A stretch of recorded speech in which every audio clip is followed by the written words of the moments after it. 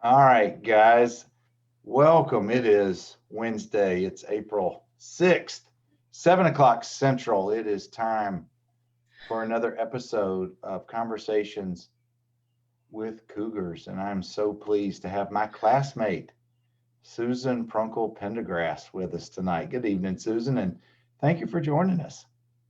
Well, thank you for having me. I feel very honored.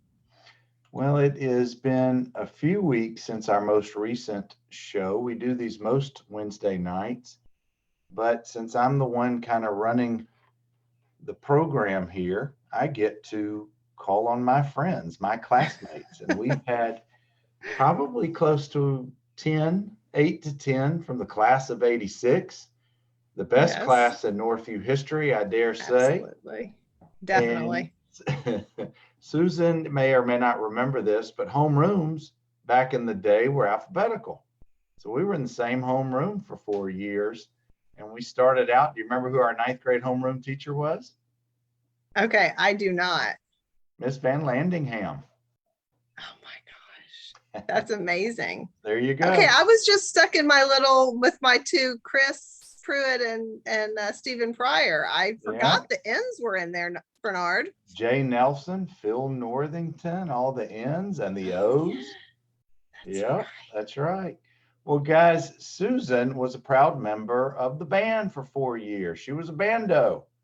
And we Bandos. never want to underestimate what the band did for us and for the school at any given time. And the reason being is, but for what they did at pep rallies, what they did during the games, and what they did in the community was to represent our school and to pump up the crowd, and frankly, got the team and the cheer squad and everybody else into the spirit of the game. And another proud member of our class and of the band, Carla Gilroy, is with us. She says to tell you hello. Hello.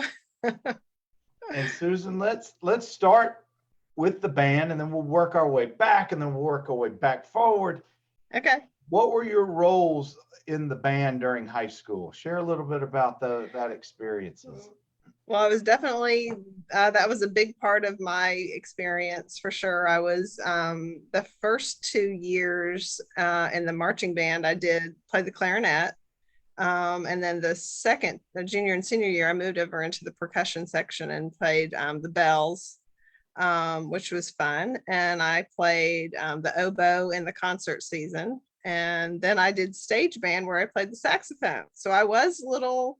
It's actually funny looking back. I just think young people they're not daunted by, like, hey, Mr. C was like, hey, I really need you to play the saxophone in the stage band. I'm like, okay, I'll play the saxophone. It doesn't like daunt you. There's not a lot of overthinking. Um, so it just was a big part of my life, and you just make great friends. It's sort of like a group within the bigger class. So I think lots of good relationships are built because you spend so much time together. You So absolutely do, and it's very analogous to being on a sports team. it It's is. very much being like on the football team because you're around each other so much. I'm sure that other members of the band in your particular sections, given the time that you were, depending on the instrument and whatever your responsibilities were, you got to know them even better because you were always together. And you probably Right. learned each other's strengths and weaknesses within the band responsibilities. And speaking of another proud class member, Ramona Stanley Walker says to tell you hello. Hello, Ramona. I love it. But what Yeah. people don't, go ahead, Susan. No, I was just going to say, I think the other thing that band does is like what you're saying is that allows as you go through your years, as you get leadership positions and you may be running a section or you as you break you because the brand is so big, you have to break into sections and you're given opportunities to really lead and guide and be led, which builds relationships.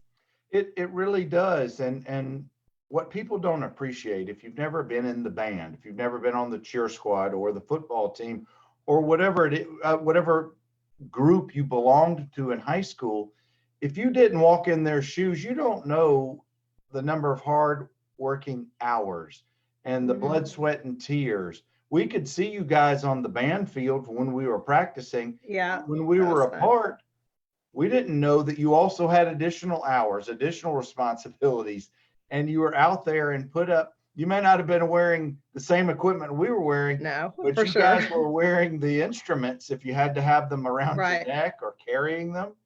And then, not to mention how ungodly hot those uniforms, maybe your brother's class, Yeah. that group wore compared to what you guys wore.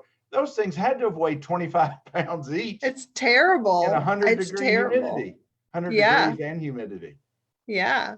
Yeah. It's like kind of that whole thing, like you're saying, it is similar to being another team where you've got all the different facets of it, the learning the music, then you're learning the music, and then you're learning the marching part.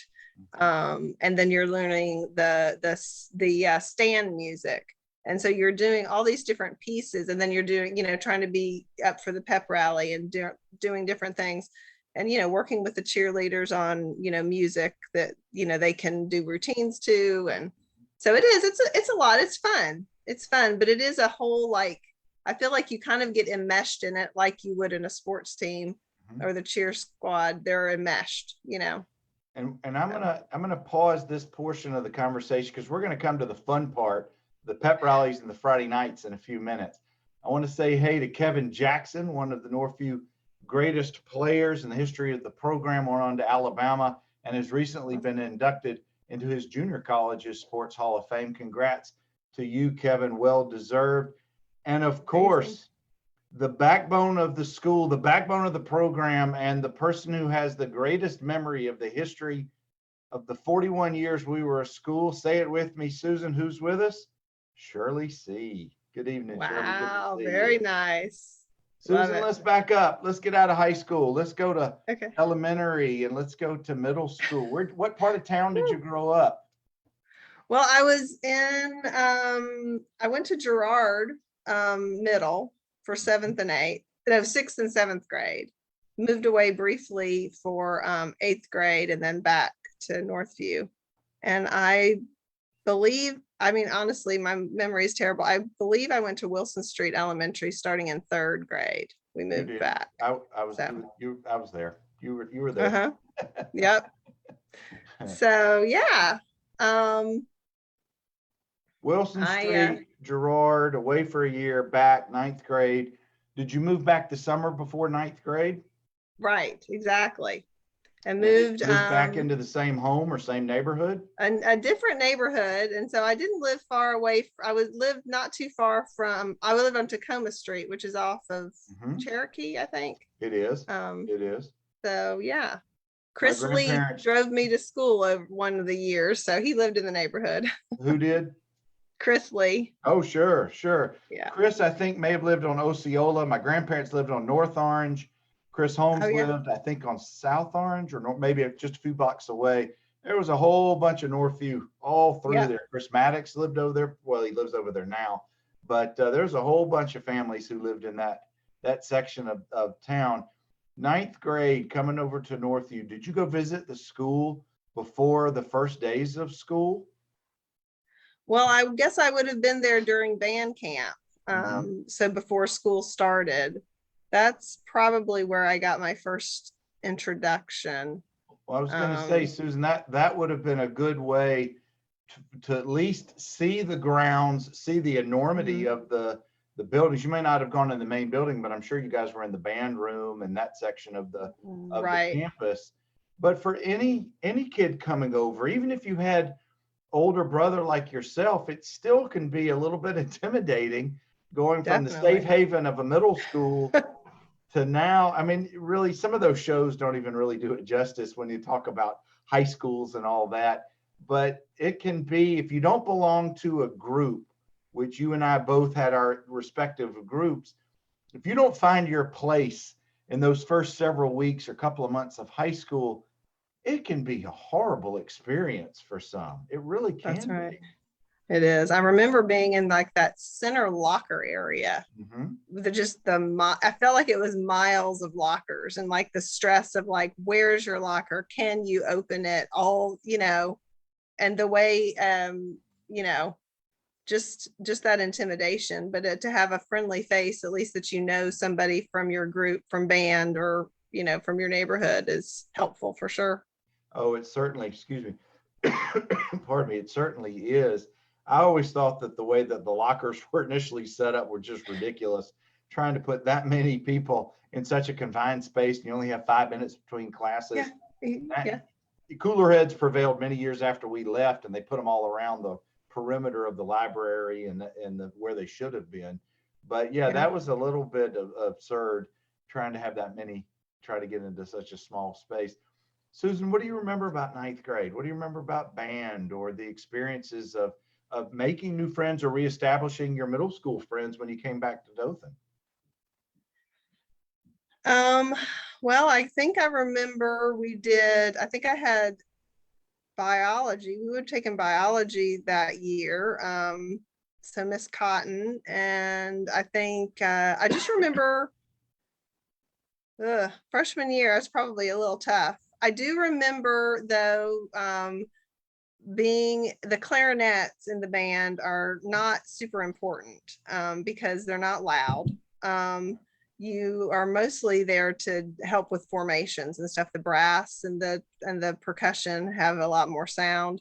So I remember being in the back of the field and going on and trying to really do well, learning my routine so that I didn't mess up. But were most ninth graders put into the clarinet section to kind of a fill in lot, the gaps?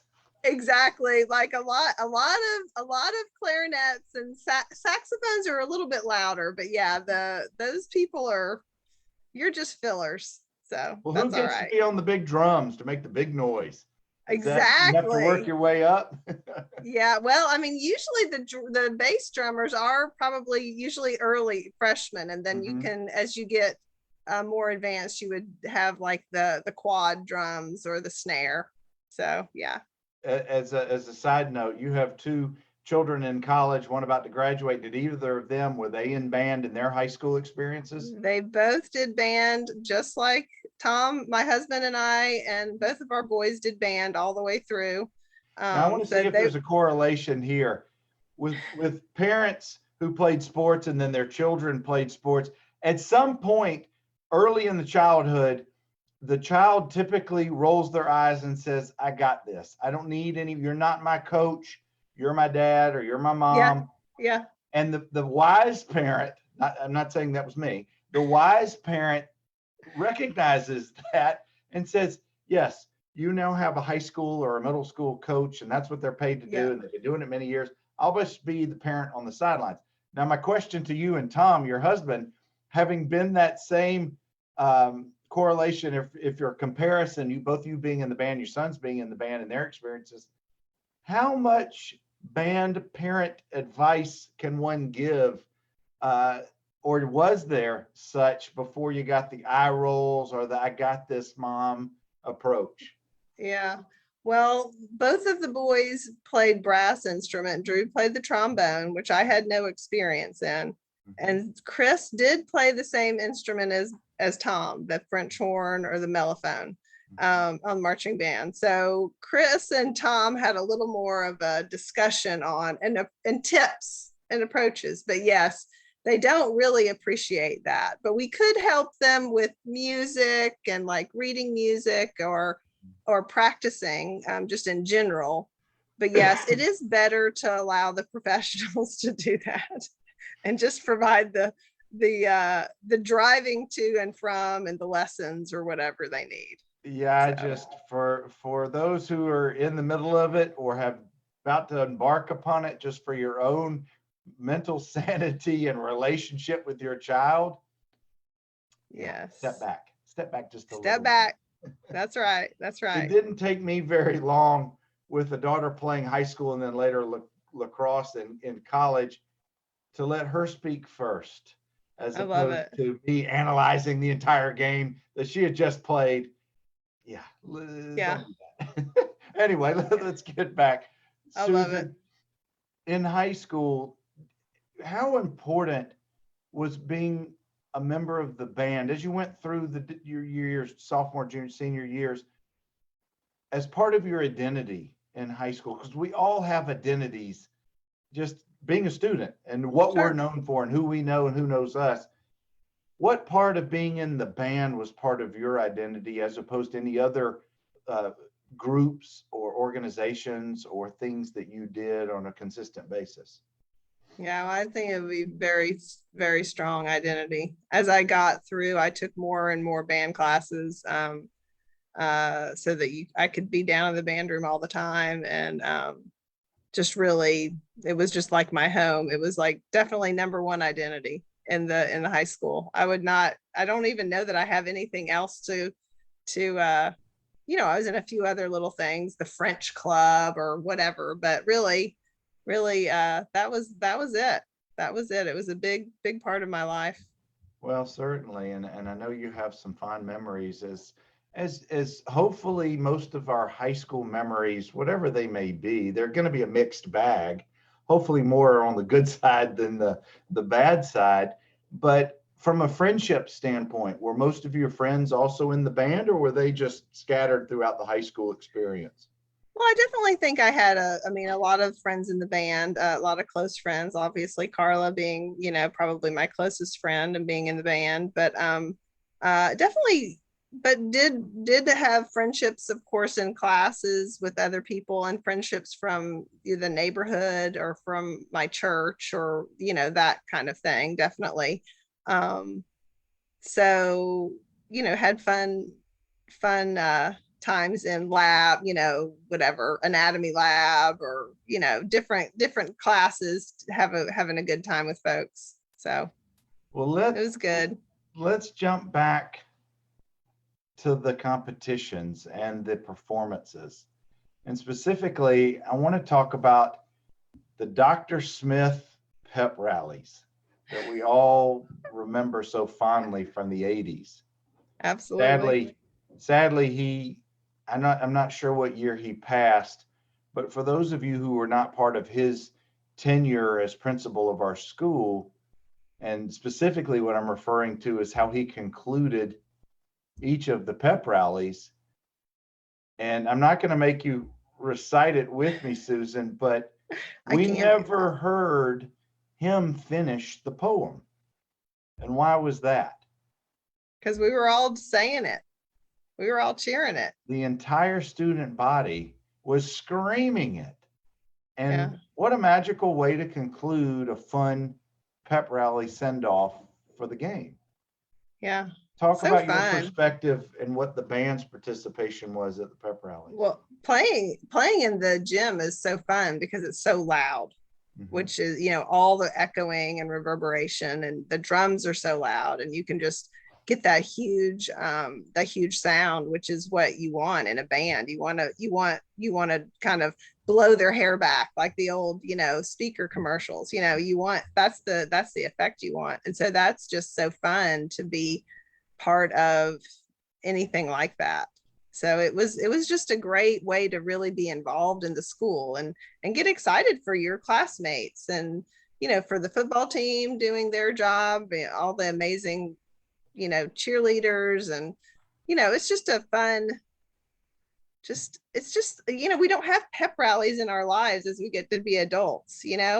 Nobody does that, so it's just exciting. It's just fun. When we're going through it in those years, I've often heard, and this is really more about as you get older, how the days are long, but the years are fast. Mm-hmm. But your 4 years in high school do go by fast. It may not They feel do. like it. Then you've graduated, you're on to college, then the next phases of life.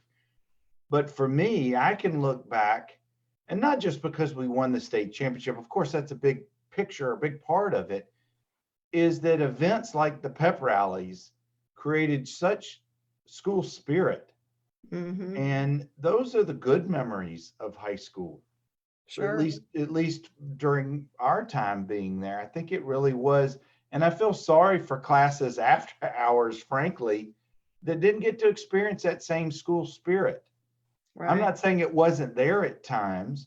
The football program certainly had its ups and downs over the preceding years after us, but those probably first 10 years of the school, with the school winning 2 state titles and just being a new Yeah. school, I couldn't imagine school spirit being higher at any given time at our school than from the time we were there. I know, it was amazing. It was really, really fun. Well, Really just encouraging, you know?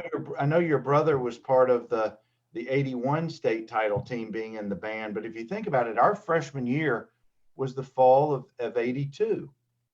They had just won the state title a The year, year yeah. prior in Yep. 81. So a lot of those students and some of the ball players were still in the school's program, or in the school, excuse me. Susan, let's go from a Friday pep rally, which ended the school day, to getting to Rip Hughes.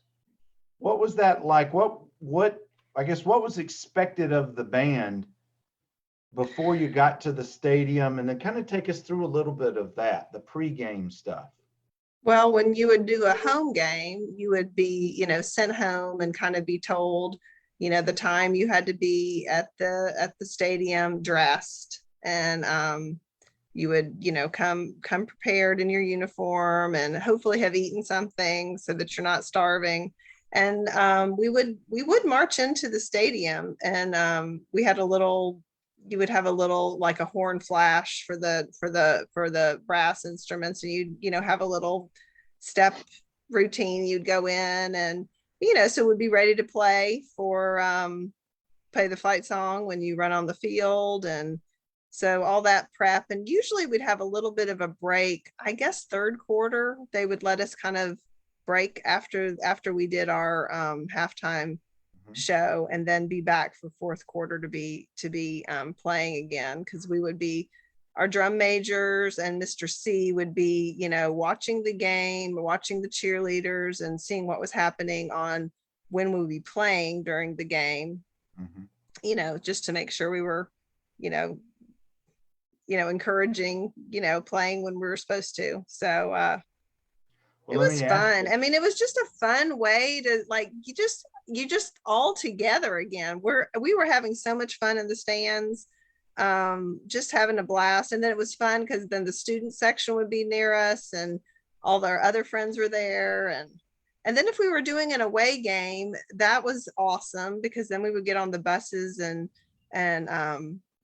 go to the games. And I really just am just amazed at the movement of 150 students, all of their instruments, all of their uniforms, you know, and they didn't let us wear the uniform on the bus because of course we were going to mess it up. So it's just a lot of logistics for that. It's almost like herding cats at It's times. crazy. And they would like let us out, you know, and you just think about it. Like, I think Mr. C is like, he had one, you know, he had one, a couple years, he had the assistant, Mr. Gilly.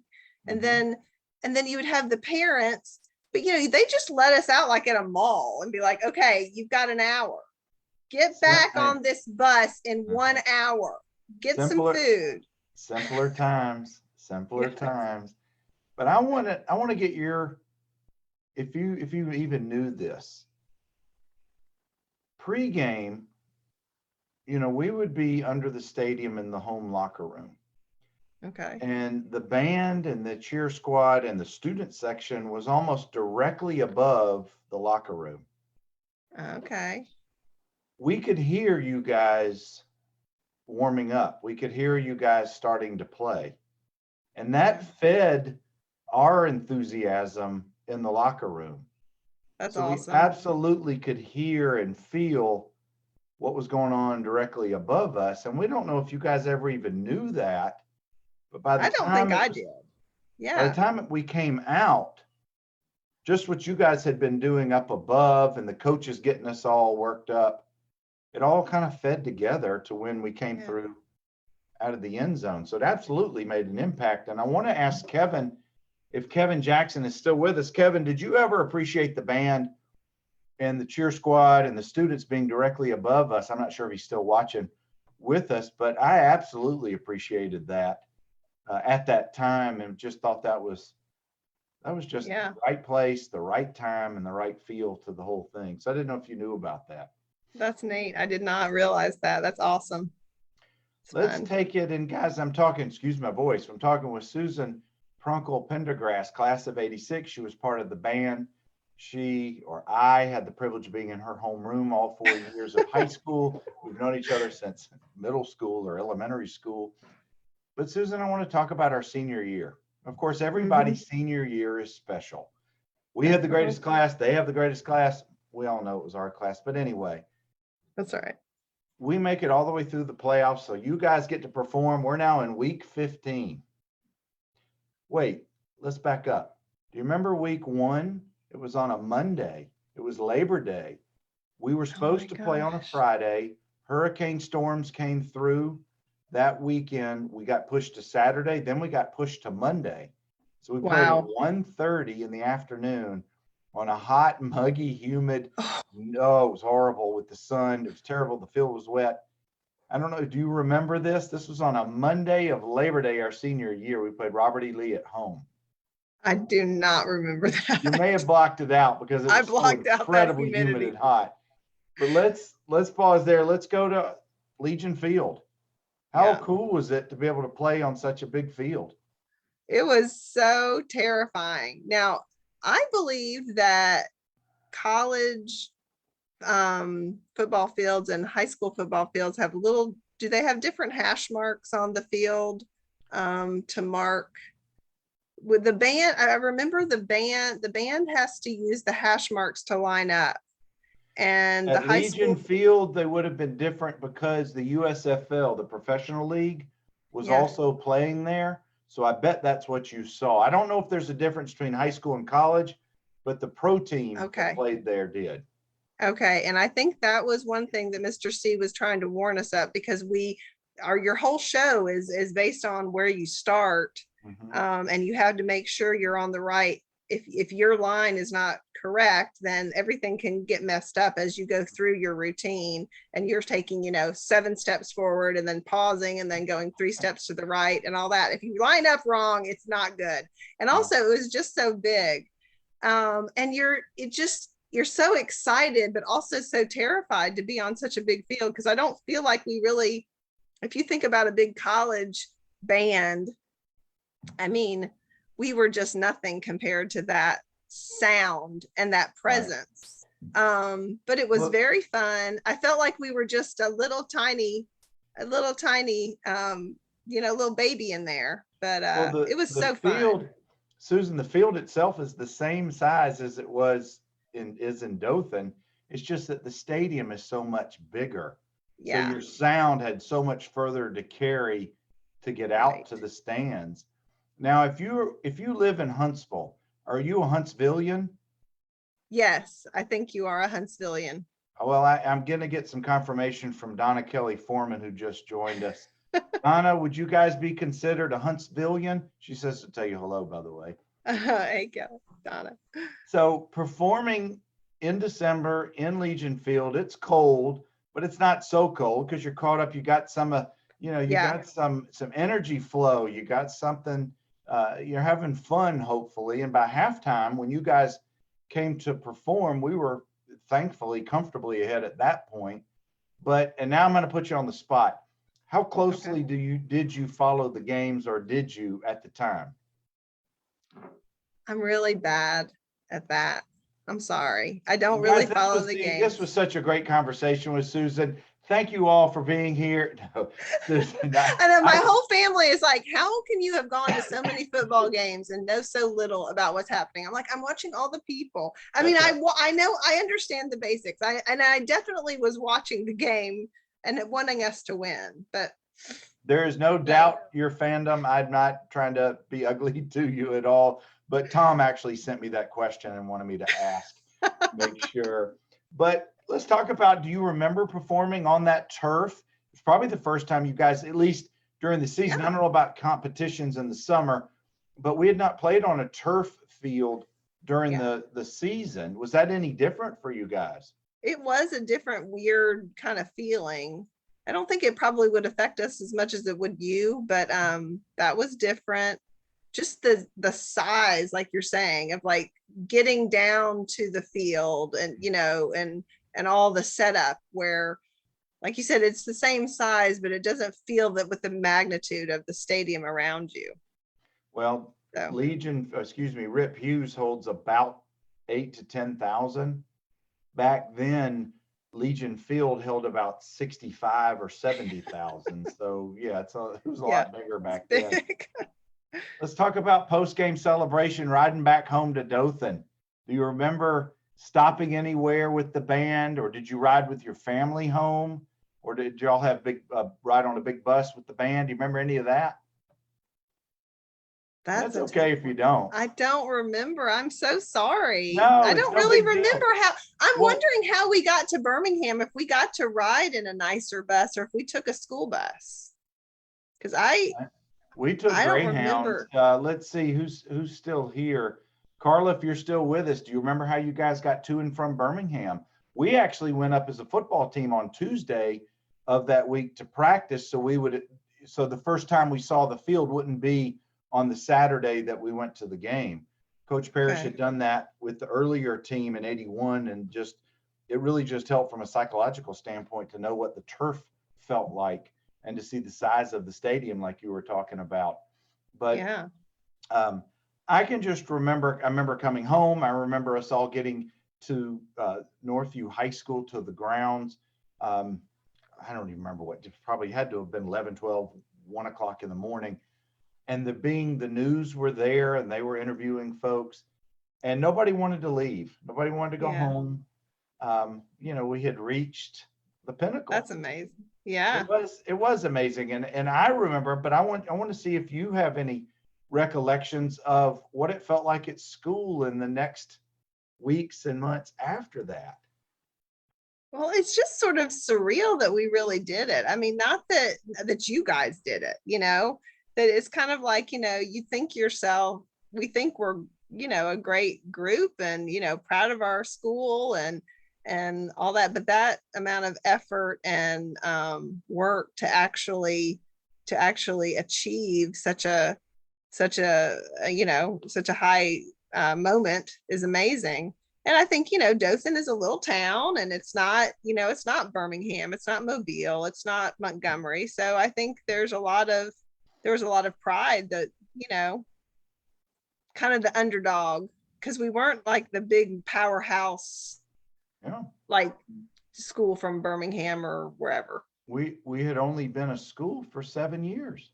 Yeah. School just started in '78. Carla says, "Oh, that's right. I'm sorry. You already told us that, Carla. Remember, she didn't get to go to She the state didn't go. championship game. She was at the Junior Miss event in Montgomery.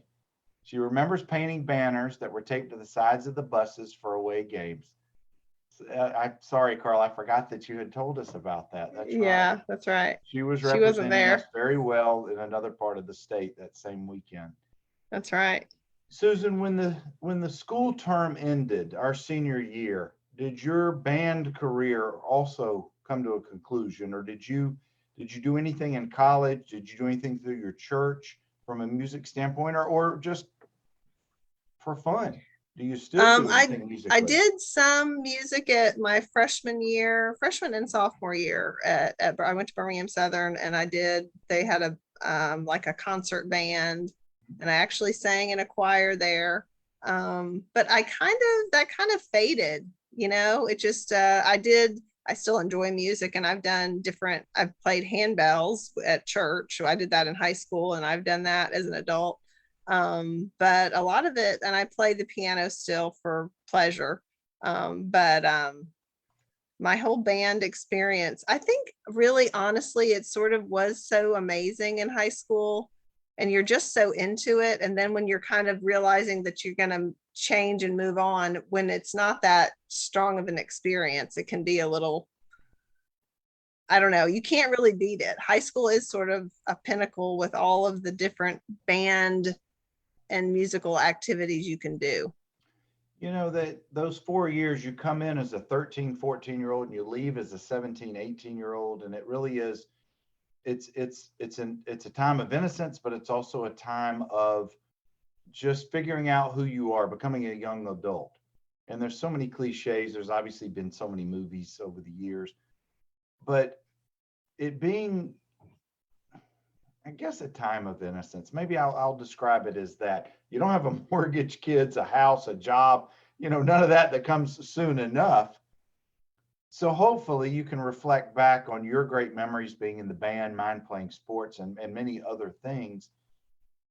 Have you been able to share any of these, I'll call them life lessons? I know you have with the boys, that maybe there's some are not so good. Maybe there are some parts of high school in that time period that are not great memories.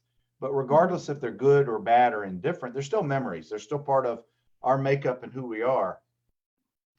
I always, from sports, from team sports, you can take tons of life lessons. There's too many to count. And that's easy typically in these conversations.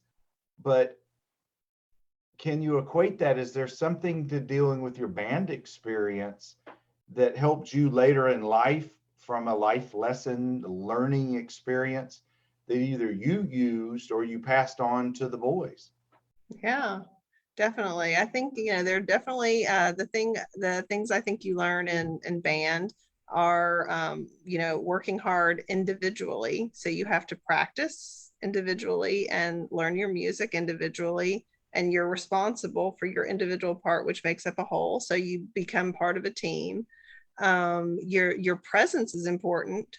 So being consistent and being reliable, because that marching band formation is done by the person. I mean, Mr. C is counting up each person, and you are a person on that field, and you have a position to be in. And so you learn about, being responsible and being dedicated. And there were disappointments. I remember trying out for drum major, and I did not get it.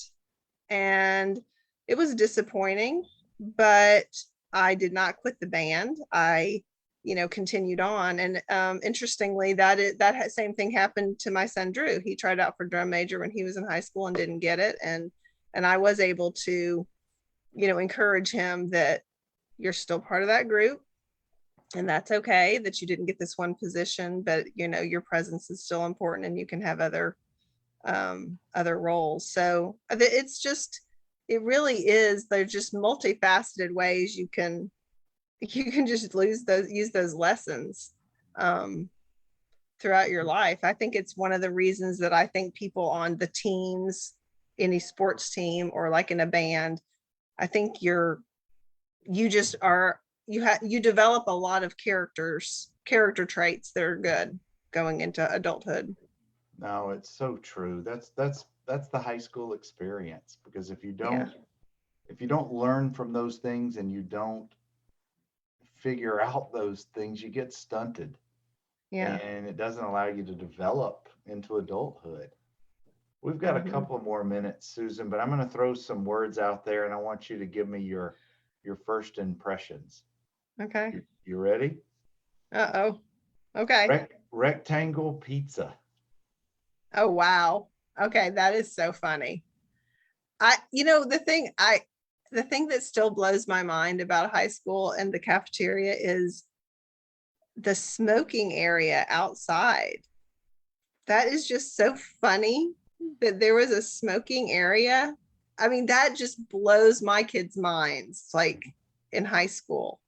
But yeah, the pizza, sitting in that cafeteria, I remember so many experiences in there. Just, all the food, all the stuff you'd get out of the vending machines. I mean, you can eat some pretty junky food when you're in high school, and it's no problem. Well, you took away my next one. Was, did you remember where they used to park the motorcycles, which was also in the smoking area right outside the cafeteria? Wow. Yeah. I did not know the motorcycle part. Yeah, there was a catcher 2 years ahead of me, Eric Myers. He rode a motorcycle, one of the coolest dudes I knew. And that's where he parked his motorcycle. Absolutely. All right. I'm going to throw a couple of names to you. Mrs. Burnham in the library. Oh, Remember Mrs. Hollis and David Burnham's mom? that's The right. two librarians. Yes. They Uh, just tolerated so much of our shenanigans and silly questions. And I'm mhm. sure they were just like, And you know, that's when you would go up to a card catalog. You That's would right. go to the card catalog and you had to learn that you had to know how to find the book, Actual research, not just Google. actual research. All right. Where was the 300 hall in the building? I've already given you a hint at the very beginning. Was that the hall that went down to the band room? That was the math hall. The math hall. Did it connect to the breezeway? Mm-hmm. Okay. It did. All right, last one. Where was the greenhouse, the horticulture center?